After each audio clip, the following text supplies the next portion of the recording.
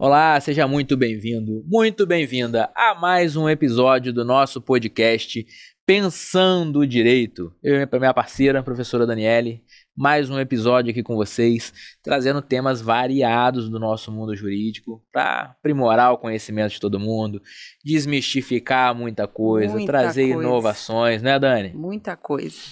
E a gente tem se superado, né? A cada podcast a gente vem com um assunto bem legal, bem bacana. Bem legal, bem diferente, e que hoje as pessoas não precisam vai ser saber. diferente. Não vai ser diferente.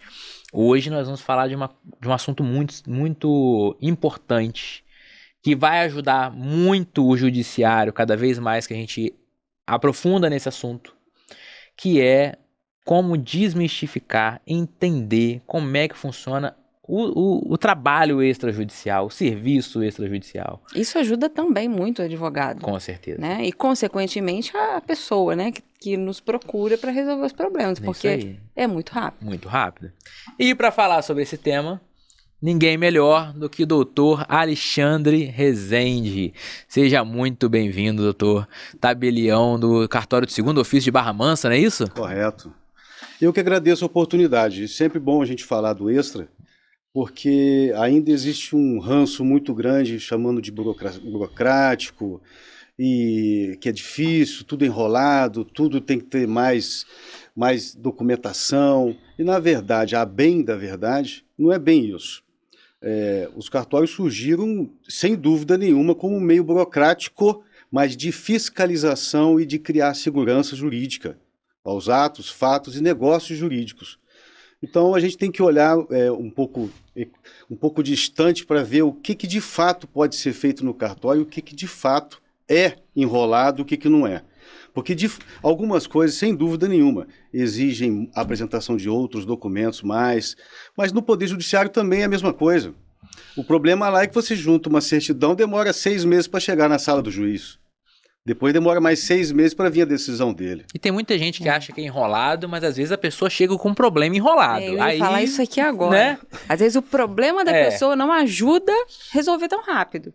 Né? E isso que o senhor falou de demorar no judiciário, a gente fica com a impressão, né, pelo menos os clientes, de que o judiciário pede menos documento, mas não é verdade. Realmente pede tanto quanto, só que como vem assim a prestação... Pede devagar, né? A gente acha que tá pedindo pouco. Isso, demora 10 anos para juntar os documentos, você fala assim, tô juntando um por mês, então tá tranquilo. Mas a gente vai chegar nessa parte. Queria entender um pouquinho, só para as pessoas entenderem quem é o doutor Alexandre.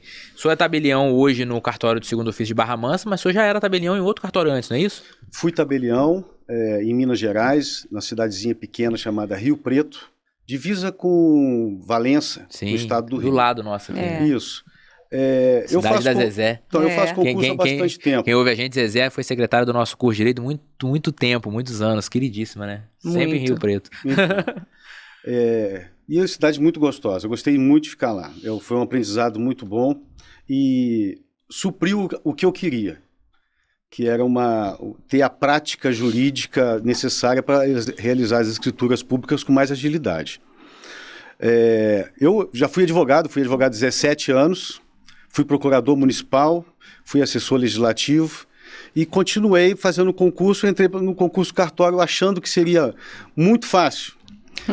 Sempre soube que seria um pouco difícil, mas não tão difícil quanto eu imaginava. O concurso de cartório é um mundo jurídico que se sobrepõe a vários outros concursos, porque englomera muitas outras coisas do ramo do direito que a gente às vezes não sabe. E também não acredita, de quem está de fora não acredita, que tanto o direito privado quanto o direito público estão dentro do cartório. E concomitantemente, fazer essas distinções de aplicação, que é o mais difícil no dia a dia. Eu sou natural de Resende, fui advogado em Resende e atualmente moro em Cabo Frio. Mas estou em Barra Mansa de segunda a sexta-feira. Eventualmente, na quinta-feira, eu venho embora. Legal, uma história aí, então, é uma bagagem, no mundo jurídico, né?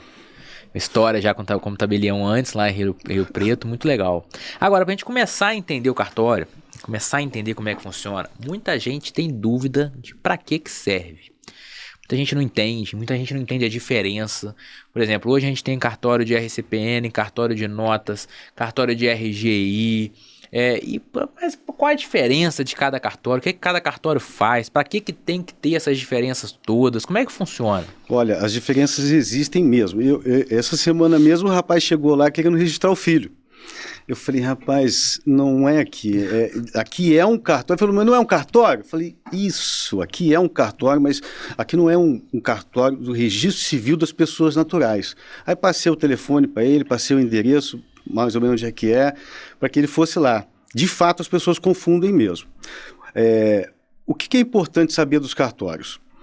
Os atos de registro, eles, quando ingressam no cartório, é para dar publicidade, autenticidade, eficácia e segurança jurídica naqueles negócios jurídicos. Mas tudo num cartório só não tem condições. Então, o cartório é dividido por atribuições. Os registros públicos em si são divididos por atribuições. A gente não tem só o registro de títulos e documentos, o registro de imóveis, o registro de contratos marítimos, o registro de registro civil das pessoas naturais, registro civil das pessoas jurídicas. E, além disso, tem o registro na junta comercial, tem o registro de patentes, marcas de patentes, tem o registro de músicas e produções artísticas e literárias. Então, cada órgão de registro é num lugar. A Lei 8935, que regulamentou o registro para quem? Imóveis, RTD, registro de títulos e documentos, registro civil das pessoas naturais e pessoas jurídicas. Esses registros são regulamentados por essa lei. Outros registros são regulamentados por leis esparsas, que regulamentam de acordo com as especificidades e eficácias de cada registro. Os registros não têm a mesma eficácia. Uma particularidade dos registros públicos é que, a depender do registro, ele tem um efeito jurídico, do ordenamento jurídico. Então, essas especificidades que a gente estuda e tenta dividir por atribuições. Essas atribuições são divididas, na grande maioria das vezes, pelas normas dos tribunais de justiça. Eles tentam, de acordo com a realidade dos estados, dividir isso, para que não fique muito confuso e que também não fique muito difícil. Mas, no mais, todos os registros são fáceis, acessíveis, baratos e geram publicidade para as pessoas. Então, assim, de acordo com o assunto que você vai falar, você tem que procurar o cartório competente para isso. Nascimento, óbito, um cartório específico. Isso. Imóvel, outro cartório. Agora, para que as pessoas entendam, para que eu vou registrar alguma coisa? Por exemplo, vou vender minha casa para a Dani e eu faço um contratinho, a Dani vai lá, assina, tá tudo resolvido, ela me pagou, eu paguei ela. Eu vou levar isso no cartório para quê? Para que serve isso, né? Qual é a efetividade? Por que eu vou lá registrar, gastar um dinheiro para que isso se tornar público? Para que funciona? Tá bom. Primeiro a gente tem que destrinchar isso aí. À luz do direito, a propriedade só se transfere com registro. No Brasil, o sistema de propriedade vigente é o título e modo. Título é o contrato, que pode ser um contrato particular ou uma escritura pública, a depender do valor do negócio jurídico. E o modo, qual que é? É o registro. Então, a propriedade imobiliária no Brasil só se transfere com registro. Por que eu tenho que fazer isso? Porque se eu não fizer, o imóvel continua daquela pessoa que me vendeu. O imóvel continua dele.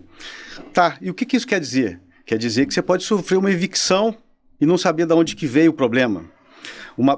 Por exemplo, resumindo aqui, exemplificando, ele deve para determinada pessoa. Aquele imóvel é a garantia de que aquele credor será pago. Só que aquele imóvel não é mais dele. Continua sendo dele, você não transferiu. Você comprou, pagou, mas você não foi no registro de imóveis transferir a propriedade. Essa é uma questão. Na prática, a intenção é retirar do núcleo patrimonial daquela pessoa que te vendeu o bem, para que ele ingresse no seu núcleo patrimonial. Para quê? Eventualmente, na sua morte, vai transferir para os seus herdeiros. Se você não registrou, não é seu, vai transferir o quê para os seus herdeiros? Se você não tiver na posse, então é pior ainda.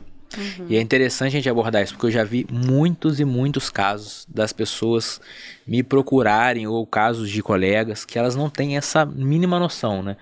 E aí a pessoa chega com um contrato de compra e venda assinado, sem firma, às vezes com firma reconhecida, porque tem gente que acha que o reconhecimento de firma é o registro do cartório, E aí chega, não, mas eu tenho um contrato, e vai ver tá o nome da outra pessoa já faleceu. E vou dizer mais, às vezes eles até registram em RTD. Sim. A pessoa compra um imóvel, faz um contrato particular, reconhece firme e vai lá no RTD registrar. No registro de títulos e documentos, para ficar claro. Registra o contrato apenas. O contrato. Aí você fala, o que você tem? Não tem nada. Você não tem nada. Você tem uma obrigação contratual registrada. Ah, perfeito. Para que serve? Serve para que se você perder o seu contrato, tá lá a cópia do seu contrato lá registrado, que você vai pedir uma certidão. Fora isso, o imóvel ainda não é seu. A propriedade não foi transferida. E eu vejo muitos casos. E hoje, que nós estamos na era do golpe, não que o golpe nunca existiu, mas hoje os golpes, principalmente golpes digitais, estão em alta, né? Hoje o estelionatário está aí fazendo a festa. E as pessoas aproveitam dessa falta de conhecimento para aplicar golpes. Eu vi recentemente um golpe que o estelionatário, ele oferecia comprar o imóvel da pessoa em troca de um outro imóvel muito melhor, que é sempre maravilhoso ao outro, né? Muito melhor. E aí essa pessoa transferia o imóvel para ela num contrato de gaveta e saía da sua residência e ia morar numa casa alugada, bancada pela pessoa que estava construindo. Esse aluguel durava 2, 3 meses, tempo suficiente para que essa pessoa vendesse aquela casa por contrato de compra e venda apenas, sem nada em cartório, para outra pessoa. E aí nisso ela vai ganhando dinheiro e o imóvel, no fim das contas, está no nome daquele primeiro titular. Nunca saiu da propriedade. No final das contas, todo mundo se lasca, né? A bem da verdade, esse estelionatário sempre existiu. E esse movimento burocrático do auge do governo militar, do regime militar, aconteceu por causa disso mesmo. A precariedade de controle do Estado era muito grande. Então, antes da lei de 1850, a lei de terras, denominada lei de terras, a propriedade se transferia pelo registro do vigário. Você chegava lá e falava assim, ó, vigário, registra a minha propriedade, eu estou passando para o meu filho, de tal lugar até tal lugar, tem tanto tamanho, não sei o quê, e vai até dar a volta. É verdade? É verdade. Pode registrar aí. Nossa. Então, muitas terras devolutas passaram a pertencer a determinadas pessoas. O que hoje a gente chama de grilagem sempre existiu. Sempre existiu. O governo militar tentou, através da burocracia fiscalizatória e regulamentadora, tentar amarrar isso aí para não deixar em aberto. Porque o estelionatário sempre existiu, o fraudador sempre existiu, e ele só vai mudando, só vai se especializando. Só se aprimorando. Só se aprimorando. Enquanto você está tentando fazer alguma coisa para melhorar, ele está tentando fazer uma forma de te passar para trás. Então, as leis vieram para regulamentar isso. Essa burocracia que a gente olha com tanto ranço, imagina se não houvesse no Brasil. Se com a burocracia já tem muito golpe. Imagina numa sociedade altamente criminalizada, a gente ia ser passado para trás toda hora e todo momento. Então, esses órgãos de controle, de registro, são necessários e devem ser abastecidos pela sociedade por isso e outras coisas. A repristinação do imóvel no seu patrimônio é essencial para você. Por que eu tenho que declarar na Receita Federal que eu comprei um imóvel? Primeiro, para o Estado poder recolher um tributo seu, para manter o aparato estatal funcionando. E segundo, para você ter comprovação de uma eventual necessidade. Eu quero reintegração de posse. Mas você nunca foi possuidor desse imóvel? Não, fui sim, aqui, ó. Inclusive está aqui a documentação. Para que eu registro, por que eu faço um cadastro no município? Para isso. Por que eu tenho que ir lá averbar a construção da minha propriedade? Para dizer que você, de fato, passou pela administração pública, num procedimento administrativo, passou pelo crivo de um engenheiro que autorizou a construção de 3 andares na sua propriedade. Foi autorizado, e agora está registrado na matrícula do seu imóvel. Então, são amarrações para criar segurança jurídica para as pessoas. Isso é importante, não, a gente falou de golpes, mas não só golpes, né? Além de pessoas que não têm esse conhecimento, também vejo muito pessoas que acabam deixando para lá, né?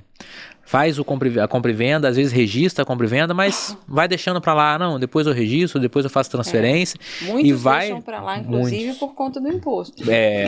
Só que pode acontecer de ser surpreendido lá na frente, talvez por uma dívida do antigo proprietário, antigo atual, porque não foi transferido, né? Proprietário, e acabar perdendo bem que é seu porque estava registrado no nome de outra pessoa, porque você negligenciou a transferência, né? Porque isso pode acontecer.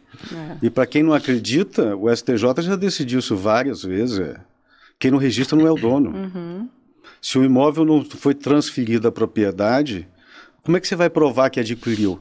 Ah, mas eu tenho um contrato de compra e venda. Eu digito um aqui agora e coloco a data que eu quiser.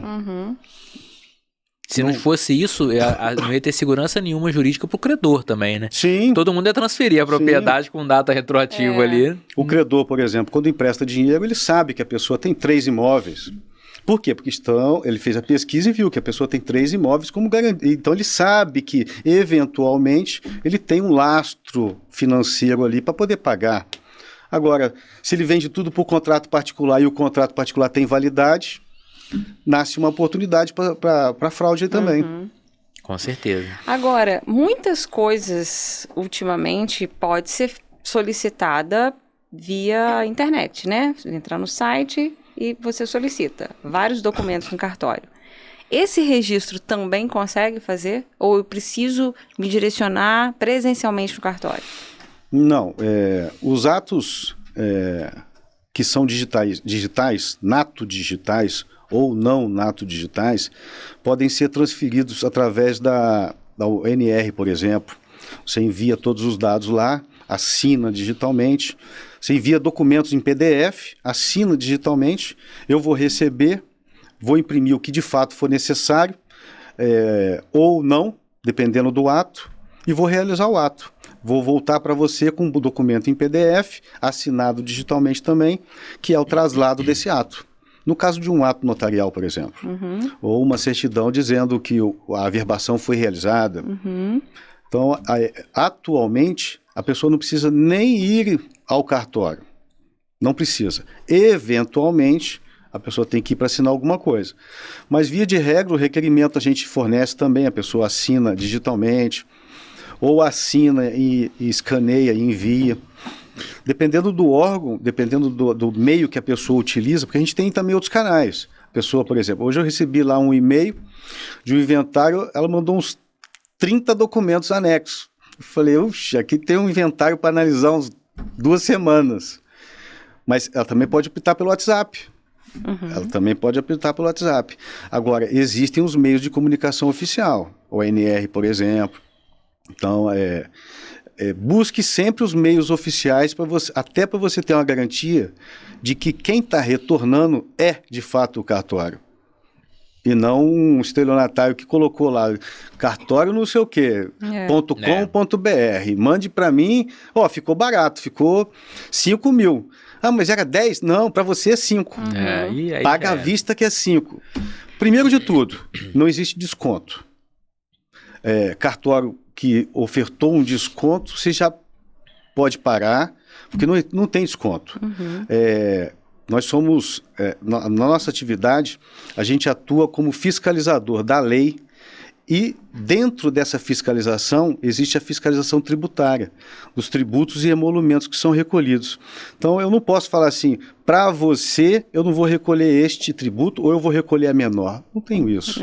Não existe essa possibilidade. Já existe um valor certo, Sim. né? O que pode variar é o tamanho do imóvel, que aí varia esse valor. Tamanho do valor que vai incidir, né? O valor do imóvel, ele repristina no valor dos emolumentos, porque não é que seja um percentual, mas é uma faixa etária de valores. Então, caiu dentro dessa faixa etária, o emolumento é X, caiu dentro da outra faixa etária é Y, e assim sucessivamente. Então, veja, nem a desculpa de que eu tenho que ir lá no centro de Barra Mansa para poder registrar o meu contrato, nem isso você pode dar essa desculpa mais, porque já que tem vários canais aí que você faz digitalmente. Nossa, aqui para mim foi o melhor avanço do cartório. Para mim também. E foi um avanço acelerado aí durante pós-pandemia, né? A gente teve uma aceleração muito grande disso. E eu sou uma pessoa que odeio sair do escritório. Eu tive que tirar uma certidão aqui em Volta Redonda, semana passada. Entrei em contato com o cartório. Falei, eu quero tirar a certidão encaminhar para o endereço tal. Aí eles olharam o endereço e falaram, doutor, essa certidão a gente não encaminha para esse endereço não, porque é na mesma cidade. Só vem aqui e retira e sai na hora. Eu falei, mas não quero ir. Eu, por mim, se eu não tiver que estar do escritório, eu odeio estar do escritório. Eu sou rainha do WhatsApp com cartão. Nossa, se eu puder não ir em lugar nenhum. Tudo. Também odeio sair do escritório. E assim... Porque assim... É muito difícil achar vaga. E é tempo que você perde indo, voltando, em balcão. Aí você para pra tomar um café, aí você deixou de produzir. Mas não teve jeito, tive que ir lá retirar. Falei, não, fica pronto na hora, tem que vir pegar aqui. Mas você imagina, isso pra quando você tinha que advogar e fazer diligências distantes, pra gente era muito difícil. Igual eu tô fazendo a gente faz vários divórcios, a gente tenta fazer divórcio extrajudicial, uma parte tá no estado, a outra no outro, uma na cidade, outra na outra. Nossa, isso sem a facilidade digital era quase inviável, né? E aí o que acontecia? Desaguava tudo no judiciário. O judiciário é mais fácil. Colocava lá. E vai juntando devagarzinho os documentos. Devagarzinho. As manifestações devagarzinho também. Mas o judiciário é menos trabalhoso. De 20 anos, né, mano? Parcelado em 20 anos é menos trabalhoso, né? Agora, uma outra coisa que a gente precisa desmistificar e esclarecer em relação a custos, né? Existe também essa cultura. No judiciário é mais barato. E no cartório é mais caro. É assim mesmo? Não é? A mesma coisa? É um outro equívoco. É muito simples fazer você puxa lá na tabela de custas do Poder Judiciário e a tabela de emolumentos do Tribunal de Justiça. Você vai ver que no Poder Judiciário é em torno de 30% a 40% a mais. Quase tudo. Quase tudo. Eu não vou nem colocar um do lado do outro. Porque se você falar assim, mas aqui a diferença é pouca. Tudo bem, mas é pouca em dinheiro, em anos. Porque se você vai deflagrar isso aí no judiciário, você não sabe quanto tempo vai demorar. E não adianta, um processo rápido no judiciário demora 1 ano, 1 ano e meio. Um processo rápido, urgente. Agora, no cartório, uma análise demora 15 dias, aí a pessoa providencia os documentos que estão faltando, mais 10 dias, está realizado o ato. A simplicidade é muito grande. E a agilidade tem efeitos. A justiça que demora não é uma justiça. Ela tem que ser rápida, eficiente e eficaz para as pessoas. Senão não adianta. O que adianta fazer um divórcio? Já dei entrada no divórcio. De entrada dei aqui, está aqui a cópia do processo.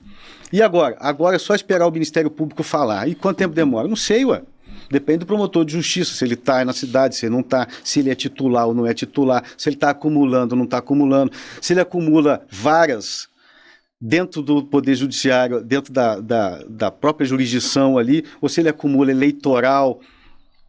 Aí você fala, e quer dizer o quê então? Quer dizer que não sei, pode demorar muito. Aí volta para o juiz de novo. Quanto tempo demora? Não sei. Eu não sei, as minhas experiências com o Poder Judiciário não são muito boas, não. Tudo demorava muito. Mas agora... E olha que eu era daqueles que colocavam o processo debaixo do braço e ia lá despachar. Fiz isso milhões de vezes. Despachar é simples, né? Fica ali aguardando o juiz 1, 2, 3, 4 horas e despacha com o magistrado. Ou no começo das audiências, se ele deixar, ou no final das audiências. Aí você despacha, às vezes você consegue alguma coisa, pular uma fila grande, aí você fala, nossa, consegui pular 3 meses de processo. O que agora com... agora você tem que achar... Com a ordem cronológica, e com a ordem cronológica também tá impossível, né? Tudo é ordem cronológica. Tudo no processo agora é ordem cronológica, então você não consegue mais pular essa fila também.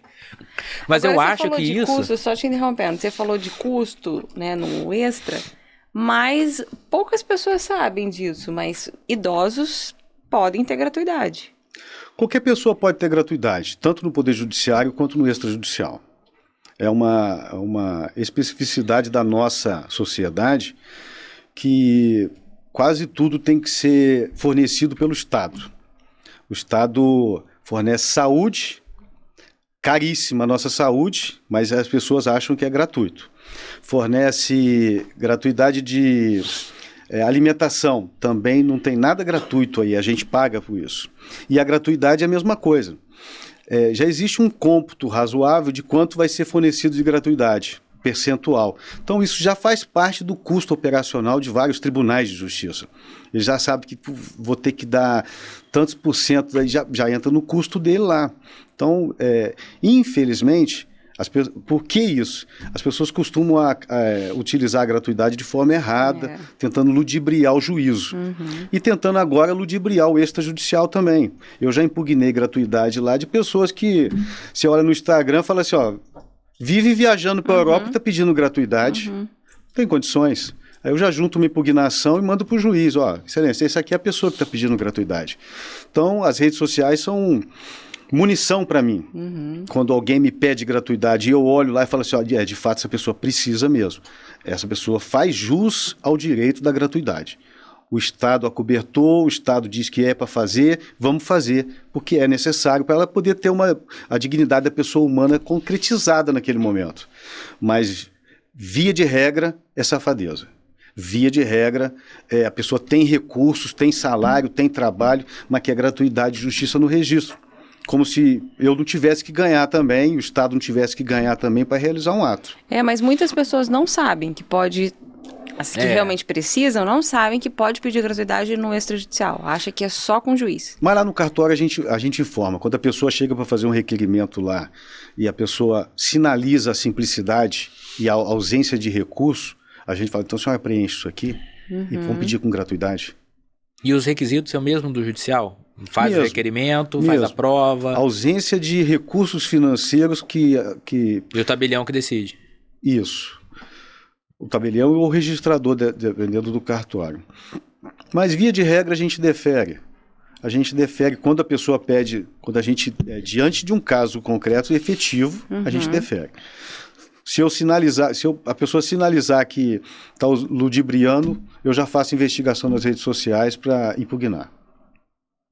Agora, esse sentimento do custo e da demora, eu acho que é um pouquinho uma coisinha de brasileiro nosso, né? Porque o judiciário, quando você ingressa com o processo no judiciário, eu fiz um divórcio agora consensual no judiciário, que envolvia menores, não teve problema nenhum, foi lindo, perfeito, fluiu tudo bem, 8 meses. Né? Sem nenhuma intercorrência, 8 meses. Mas o sentimento das custas e da demora, eu acho que vem dessa assim, eu já distribuí, já tá rodando, não tem custas porque eu não paguei nada agora, eu posso, talvez numa partilha, né, eu não paguei nada que eu vou pedir gratuidade, mas aí foi indeferido, eu vou pagar daqui a 3 meses, aí o imposto eu vou recolher só no final. O cartório tem esse complicador, eu acho psicologicamente, pra gente é ruim, porque assim, eu tenho que pagar agora. Daqui a 15 dias, porque é rápido, né? Resolveu tudo, tem que pagar. Eu acho que gera esse sentimento de ser mais caro por isso, né? Eu acho que tem isso, mas eu acho também que nós, brasileiros, primeiro a gente não sabe resolver nada sozinho. E a gente sempre acha que a palavra do juiz tem muito mais peso do que se eu chegar no cartório e fizer Já falamos isso aqui várias vezes, né? Várias. Várias vezes. E acha que, não, no cartório não vai ser tão seguro assim. Muita gente pensa isso. E é o nosso papel, né, desmistificar. E é um setor público, né? Sim. Tem a mesma validade, a mesma efetividade. E outra coisa que eu acho que tem de sentimento desse bloqueio psicológico no cartório é que o cartório, a agilidade chega a ser chato. Porque aí o servidor te cobra, falta esse documento. Fala, caraca, mas eu entrei com o negócio semana passada, ele tá me pedindo esse documento agora. Mas já, no judiciário, para analisar a gratuidade, 2-3 meses. Aí já dá aquela folga. Então, pro advogado que ele não quer acelerar, isso incomoda. Eu tenho que tirar até a certidão agora já de novo. Semana passada eu mandei tudo. E agora chegou a hora de pagar e ir lá assinar esse negócio. A melhor coisa é a gente ir ao cartório e fazer a consulta. Olha, para tal determinado ato, o que eu preciso? Qual é a documentação que eu preciso? Porque quando você der entrada, você já dá entrada na documentação toda correta. Vai ser mais rápido ainda. Mais rápido, né? Para resolver o seu problema. Agora, nós já desmistificamos aqui que não precisa ir até o cartório, que é mais barato que o Poder Judiciário, que pode ter gratuidade.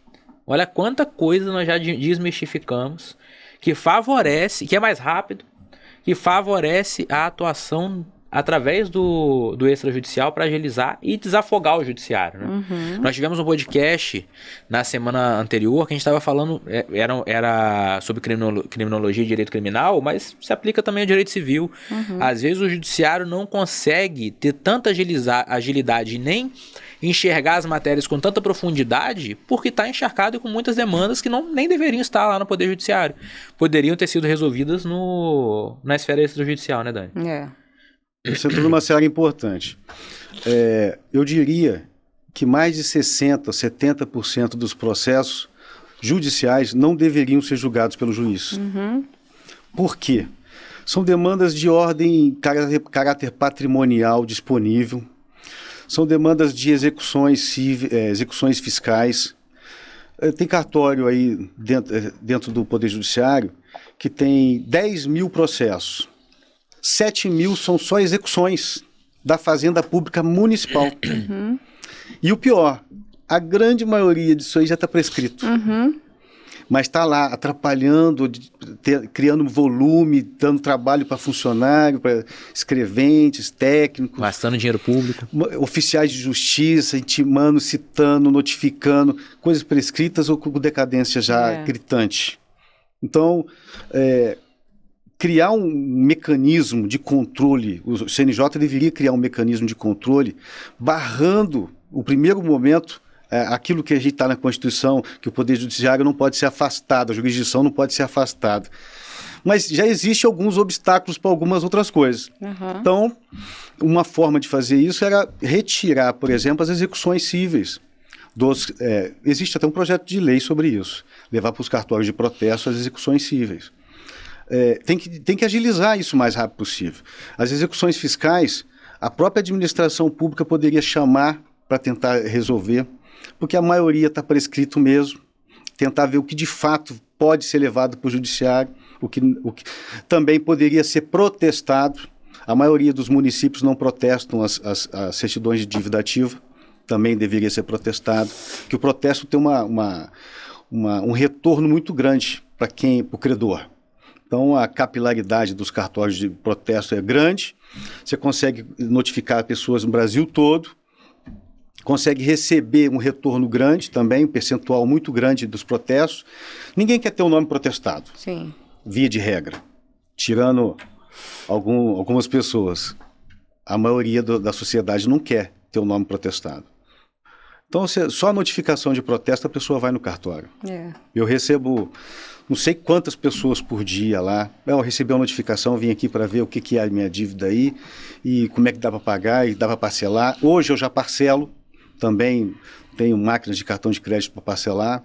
A pessoa chega lá, paga um valor, uma taxa e parcela e paga, sai de lá quitado, só esperando a empresa ser notificada e receber o dinheiro, a credora. Então... E acaba facilitando a vida de todo mundo, né?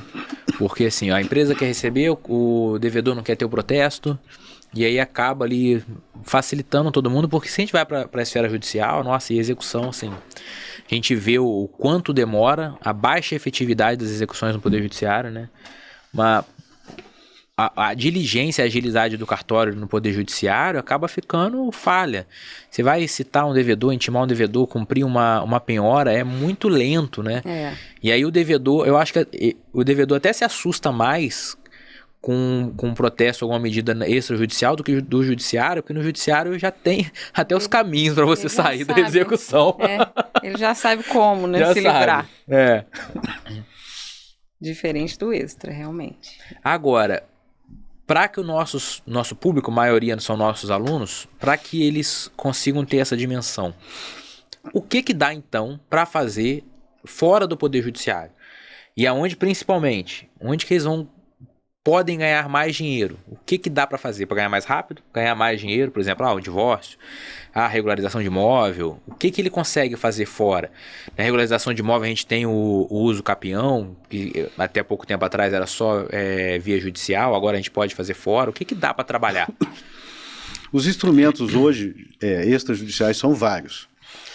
O carro-chefe ainda para o advogado de número seria o inventário extrajudicial. Por quê? Hoje você consegue pegar lavrar uma escritura pública de nomeação de inventariante, inclusive autorizando ele a vender parte do acervo. Olha só, já fez dinheiro para pagar o restante do inventário. Que é uma dificuldade no inventário judicial. O maior entrave do inventário é esse. Às vezes tem um patrimônio enorme, mas não tem dinheiro para pagar os impostos. Fica tudo parado. Estou cansado de ver isso, gente com 10, 15 imóveis e fala assim, mas eu não tenho o dinheiro para pagar o imposto de transmissão, causa-morte e doação. Puxa, então vende um. Mas como é que a gente vai vender isso aí? E olha que era difícil vender no judiciário. Olha, só pegar um alvará, isso, lá no Código de Processo Civil está escrito, é só pegar um alvará. Mas para formalizar isso, convencer o juiz de que aquele valor é o valor correto, convencer os outros herdeiros que aquilo é um bom caminho, nossa, era muito difícil. Quando tem menor, então, nossa. Aí o promotor de justiça, então, cria um embaraço monstruoso. Não vou tirar a razão dele, não. De fato, muitos vendiam os imóveis e não faziam nada.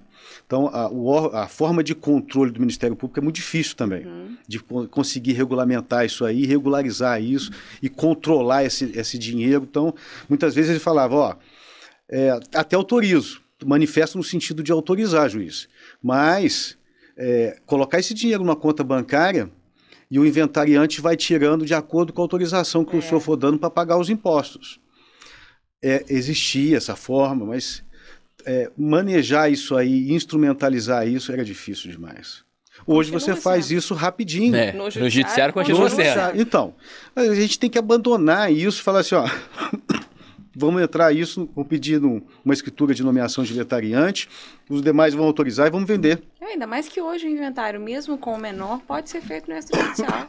Não tem o menor problema, desde que a quota parte seja aquela, né, prevista em lei. E na dúvida que o tabelião tiver, remete para o MP. Isso. Né?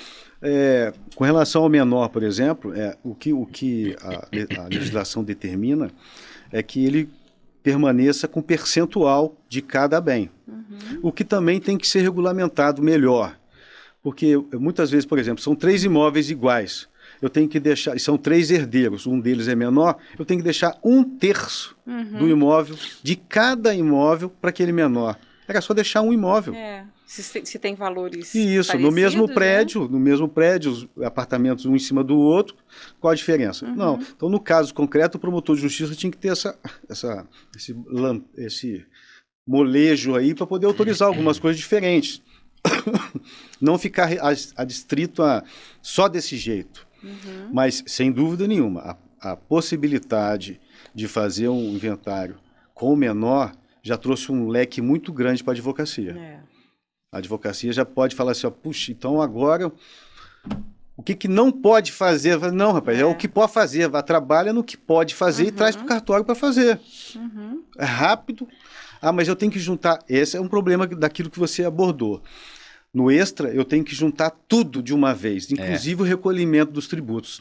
Vem cá, você não quer acabar com o inventário? Eu sei que tem muitos advogados mais antigos, então, não dá entrada.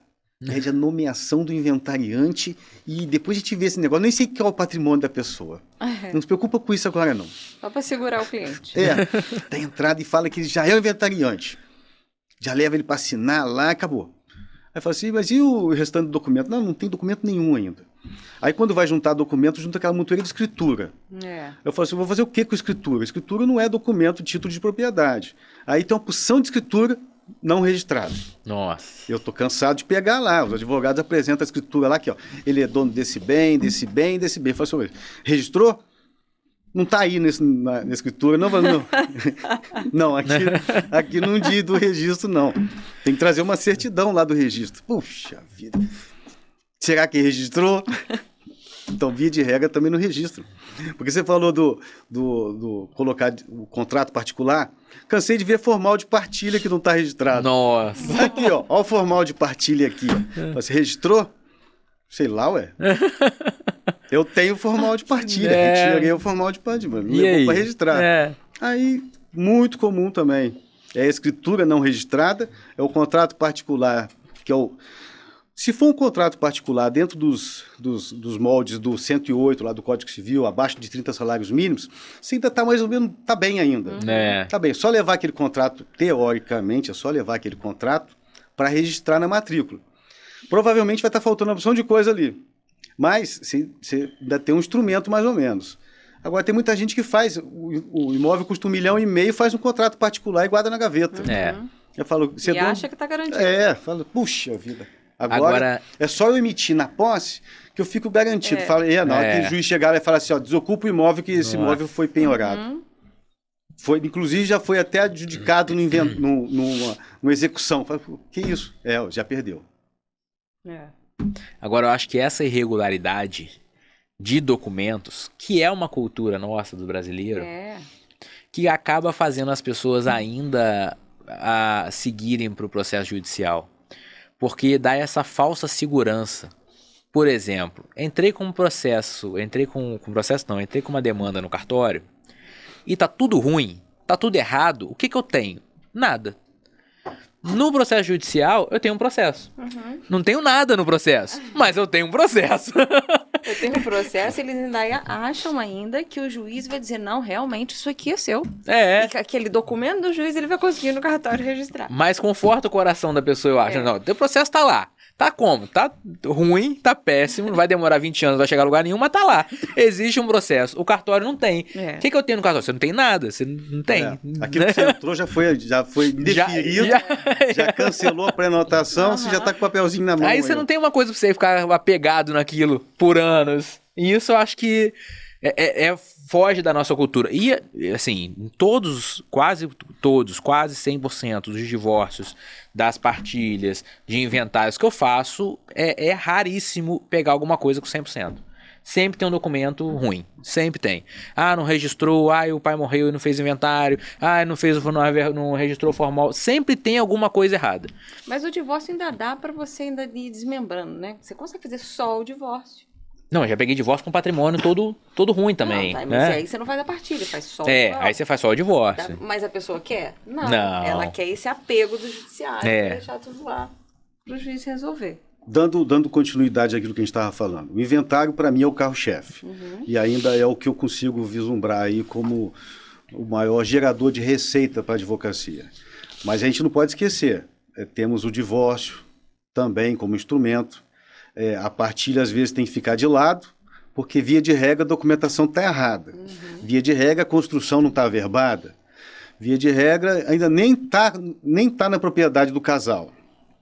Ou está financiado, tem hipoteca, alienação fiduciária. Então, ou eles não estão de acordo com a divisão. Ainda tem esse problema ainda. Não querem dividir 50% para cada um. Então, vende o imóvel. Mas, continuando, nós ganhamos agora, o Extra ganhou a adjudicação compulsória, a usucapião há algum tempo já. O que é isso? Isso são instrumentos de regularização fundiária, tentando regularizar as propriedades imobiliárias da grande maioria da população que está totalmente irregular. Então, cabe a adjudicação. Mas eu não tenho nada para poder instrumentalizar uma adjudicação. Vamos partir para a usucapião. Também é uma forma de regularização. Mas a usucapião não é o que as pessoas acham que deu entrada, já 3 meses eu estou com o imóvel. Não é assim. A usucapião, ela tem um rito processual tal qual o rito processual da usucapião do judiciário. E precisa ter, né? E precisa ter. Esse rito que traz a nossa segurança jurídica para os registros públicos. Então não é porque eu estou no imóvel, eu tenho aqui 10 papéis que provam que eu estou pagando a conta. Calma, vamos ver quanto tempo tem, da onde que qual imóvel é esse, aonde que ele se insere dentro das matrículas que eu tenho aqui, para saber se não tem um proprietário, se tem matrícula, se não tem matrícula. O município tem que se manifestar, o Estado, a União. Então, ele tem um rito processual, tal qual o rito processual do Poder Judiciário. Só que lá demora muito. Vamos mandar citar, demora. Vamos mandar intimar, demora. O nosso é mais rápido. A gente faz citações, intimações, tudo digital, mais rápido, acabou. E também, até para um funcionário falar, é mais rápido do que lá no Poder Judiciário. Mas ainda precisamos de certidão de características, precisamos de planta, precisamos de aprovação técnica. Não é bagunça, igual muita gente acha. Não, mas eu já entrei com a Uso Campeão lá, agora é só esperar. Não, tem uma opção de coisa para você fornecer, uma opção de coisa para dar entrada.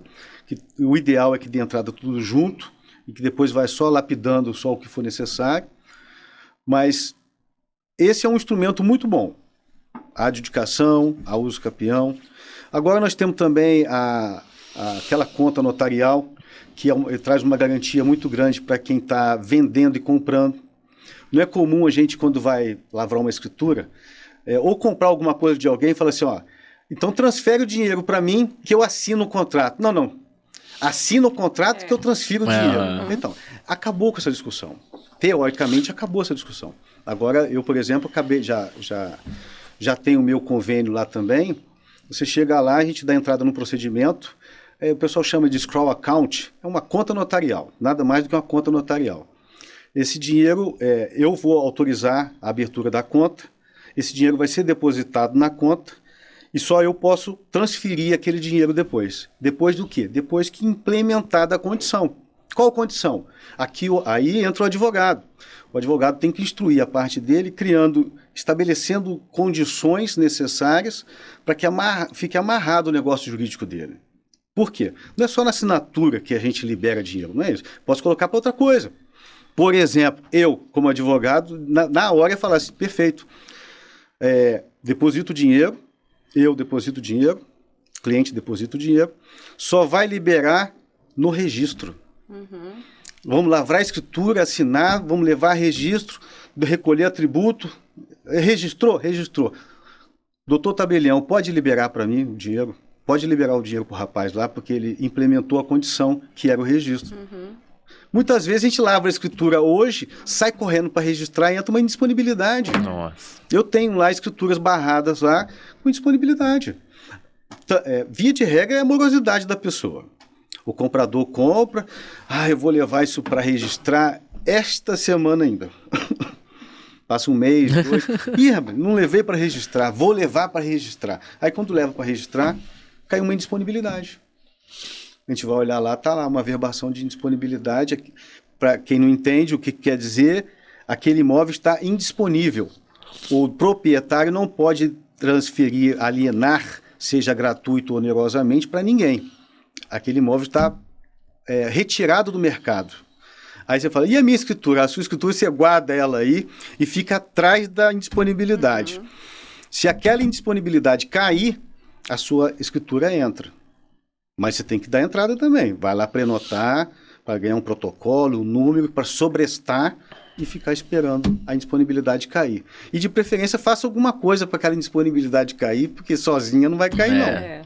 Pode demorar muito.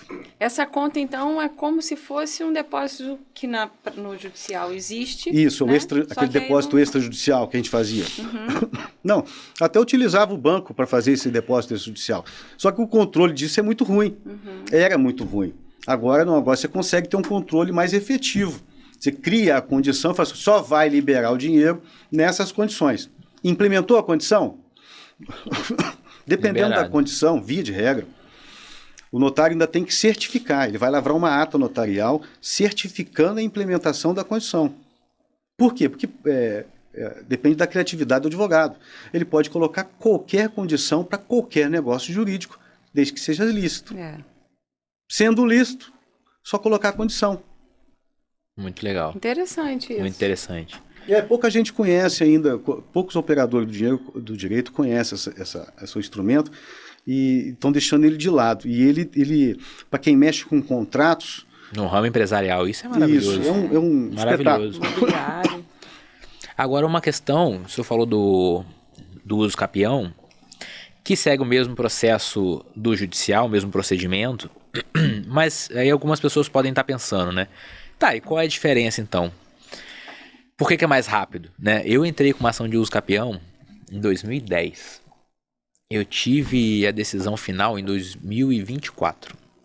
Pouco tempo. Por quê? É que coisa incrível, né? O proprietário, ele teria, a época que eu ingressei com a ação, 140 anos. E o Poder Judiciário queria citar ele de qualquer forma. Mesmo eu comprovando que não tinha como ele estar vivo, que a pessoa que mais tinha vivido naquela época tinha 112 anos. Queria citar ele de qualquer jeito. E aí, uma coisa que eu acho interessante de fazer os procedimentos no cartório, que eu acho que foi uma dificuldade que eu tive, que era uma comarca longe, um juízo encharcado, é o acesso. Porque lá no cartório eu tenho um tabelião. E assim, vou lá bater na porta dele, incomodar ele. Eu acho que isso agiliza o processo, não agiliza? Agiliza, sem dúvida. E o fluxo de movimento do cartório é muito mais rápido do que o do Poder Judiciário. Os entraves do andamento processual são grandes. O nosso não, é muito mais rápido. Fulano pega ali, leva ali na mesa do outro e fala assim, publica aí publica o edital desse aí, porque a carta voltou, não tem ninguém lá no local, ou está dizendo que sumiu, desapareceu. Vou publicar. Publica, acabou. Agora, olha a agilidade disso, né? Uhum. As pessoas não entendem, no Poder Judiciário, fazendo aí uma alusão à época que os processos eram físicos, mas hoje ainda acontece isso eletronicamente. Eu faço um pedido para citar o réu, foi o pedido para citação. Esse processo, ele entra numa estante virtual hoje e ele vai ter que aguardar chegar a vez dele para ir àquela citação. E depois que volta negativa, ele vai ter que aguardar a vez dele para eu receber o comunicado que aquilo foi negativo. Que aí o que eu comunico pedindo uma medida, vai aguardar a vez dele, e nisso, 1 ano. Você ainda pulou muita coisa. Ainda pulei muita coisa. Você falou assim, eu vou citar fulano. Perfeitamente. Aquele mandado de citação que saiu lá da sala, que foi digitado, voltou para a sala do juiz. O juiz assinar. Voltou para a secretaria lá, para ela expedir para a sala dos oficiais de justiça, para ser distribuído na sala dos oficiais de justiça, para pegar de acordo com a pauta do outro oficial de justiça para distribuir. Ele vai colocar no roteiro, vai lá citar e volta, vai certificar o que aconteceu, vai voltar para a sede dele lá de distribuição, para voltar para o cartório. Aí você fala assim, quanto tempo demorou? Não sei, rapaz. Foi rápido, demorou uns 3 meses só. Rápido é 3 meses. Rápido, por 3 meses. É isso quando não chega lá no oficial de justiça, ele vai no endereço, quando volta para você vê que mandaram para o endereço errado. Acontece, né? Vou nem falar isso. Aí, o que eu já vi... Foi um ano, só para citar. Eu já vi, tá lá na última petição. Cite-se nesse endereço. Eu abri a inicial e não vi esse endereço. Falei assim, mas é porque estava lá na petição de citação que eu pedi para citar nesse endereço, que ele já não mora no endereço quando eu entrei com a ação. Acontece demais. Nossa, pelo amor de Deus, muito. E aí o cartório traz essa agilidade, né? O acesso ao tabelião é mais fácil, o acesso ao funcionário é mais fácil, a agilidade dentro do cartório é muito maior. Isso vai acelerando os processos. Não é igual na ação de uso capião, como muita gente acha, é um meio para fraudar. No cartório não vão verificar nada, no procedimento é o mesmo. Mas é um procedimento mais ágil. Sem dúvida, sem dúvida. O negócio é isso, a gente ter conversas assim, para a gente mostrar para as pessoas o quanto é benéfico utilizar o extrajudicial. E parar de encharcar o judiciário. Exatamente. É bom para a gente, advogado, e é bom para os nossos clientes. Agora, melhor ainda para o cartório. E para o nosso estudante, essa atuação no cartório, uso capião, adjudicação, um divórcio, uma partilha, uma transmissão de propriedade, tem que ser acompanhada por advogado? Ele pode chegar lá com a carteirinha de estagiário dele ou só como assessor das partes? Vou ajudar vocês aqui. Você falou um tema importante, mas antes de responder isso para você sabe uma outra coisa que dá para fazer, que ainda não estão fazendo?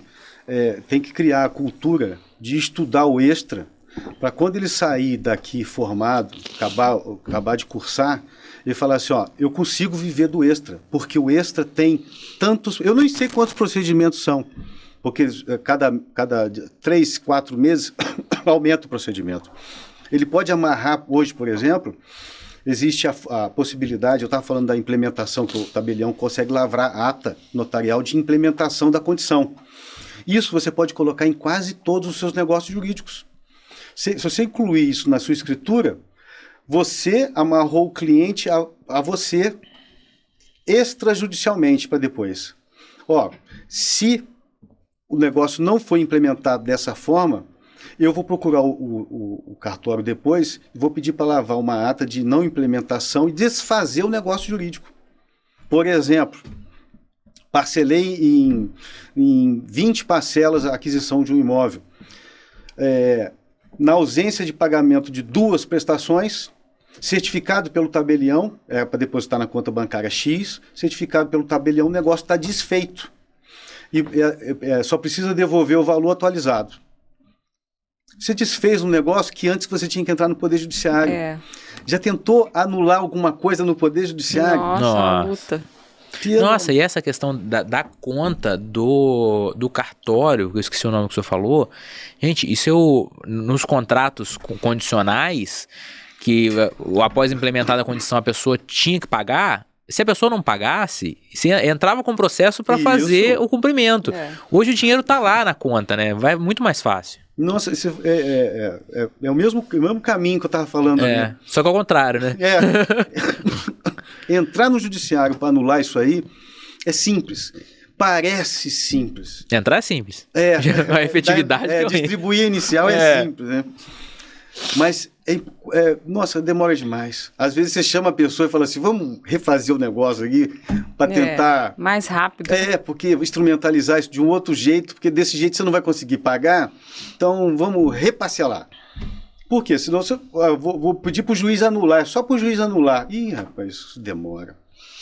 É só para o juiz fazer, pelo amor de Deus, não é assim que funciona. Você falou dos procedimentos extrajudiciais e do estagiário. Olha só, existem procedimentos, por exemplo, o inventário, o estagiário não pode dar entrada, são atividades restritas ao advogado. Então, tem que estar inscrito na Ordem dos Advogados do Brasil. Mas, por exemplo, ele pode atuar na regularização de imóveis. Por quê? Porque, eventualmente, é uma procuração simples, por um terceiro, que pode ser qualquer pessoa, inclusive, via de regra, quem trabalha com regularização são engenheiros, arquitetos. Então, passa uma procuração simples para você, estagiário do direito, e vai regularizar. Vai correr a administração pública, tentando buscar uma certidão de características, vai fazer os requerimentos administrativos todos, como estagiário. Eventualmente, alguns outros atos não podem ser realizados. Não posso entrar com uma uso-capião porque o advogado tem que dar entrada no registro de imóveis. Mas eu posso dar entrada administrativamente na ata notarial, fazer o requerimento lá. Mas para lavrar, depois para registrar, precisa do advogado. Então, alguns instrumentos dá para fazer receita, criar receita com isso. E dá para ser um serviço também, né? Porque tem muito advogado que não conhece como é que funciona e não sabe, por exemplo, questão de certidões e tudo. E um estagiário ali que está acostumado, eu vou te entregar tudo pronto para você ir lá fazer o seu registro, né? Vai certidões, tudo pronto, também é um serviço que o estagiário pode acabar criando ali, né? Sim, esse know-how aí ele pode desenvolver até durante a faculdade. Sim. E depois só vender. Terceirizar ou ele mesmo utilizar. Sem dúvida. Com certeza. Assim, a gente tem muita coisa para falar dentro do extrajudicial, mas eu acho que a gente conseguiu desmistificar um pouco, trazer a grande vantagem que é a celeridade, em muitos atos a simplicidade, para a gente abrir um pouco a mente, abrir um pouco essa caixinha de olhar um pouco mais para os cartórios, menos para o Poder Judiciário, não desfazendo o Poder Judiciário, mas é realmente para valorizar o Poder Judiciário no que é importante, né? De parar de encharcar o Poder Judiciário com essa ideia que a Dani sempre fala, botar a sua vida, decisão da sua vida particular na mão de um terceiro, né? Sem esse consenso, achando que entrou com o processo está resolvido, que o juiz vai decidir a seu favor, e buscando sempre judicializar as coisas. Vai burocratizar a sua vida, vai demorar e não vai resolver. E a gente conseguiu desmistificar aqui muita coisa. Eu acho que o principal, para mim, foi essa questão de que no extrajudicial parece mais caro e mais burocrático, mas não é, porque é tão rápido que a gente acha que é, mas não é. No judiciário é muito mais, mas diluído, né? A gente não percebe isso. Eu acho que foi um papo extremamente produtivo. Foi. E aí, por isso que a gente pede para vocês mandarem pra gente temas, né? E se você se interessou por esse tema na sua atuação extrajudicial e quer um tema mais específico dentro dessa área, manda pra gente que o doutor volta para explicar pra gente. Sem dúvida, sem dúvida. Tá aqui pertinho em Barra Mansa, a gente traz ele de volta. Rapidinho ele vem. Isso. Agora, doutor, eu não posso deixar o senhor embora. É uma tradição no nosso podcast, não te avisei isso antes, vou te pegar de surpresa. De no final do podcast só dar um recado especial diretamente para a pessoa que está assistindo a gente. E é naquela câmera aqui da direita, dá o recadinho para finalizar o nosso podcast. Vamos lá, gente. O que é importante dizer hoje? O extrajudicial veio para ajudar as pessoas. Não veio para regulamentar, criar empecilho, criar burocracia, nada disso. Ele tenta trazer a justiça ao caso concreto o mais rápido possível. Então, pare de achar que o cartório é um instrumento de burocracia nacional. Na verdade, ele é um instrumento de agilização, de agilidade da justiça no caso concreto. Busque o judiciário quando for só eventualmente necessário. O cartório extrajudicial está aberto. Eu sou tabelião aqui em Barra Mansa e eu atendo os advogados pessoalmente, converso com eles e dou retorno, se for necessário. Um grande abraço. É isso. Esse foi mais um episódio do nosso podcast Pensando Direito. Como a professora Daniela já falou, manda sua dica lá de tema, convidado, algum tema específico, ou deixa aqui no comentário, ou manda lá para direito@foa.org.br. Vai ser um prazer receber e retornar a todos vocês. Toda quinta-feira, às 19 horas, lá no YouTube. Até o próximo.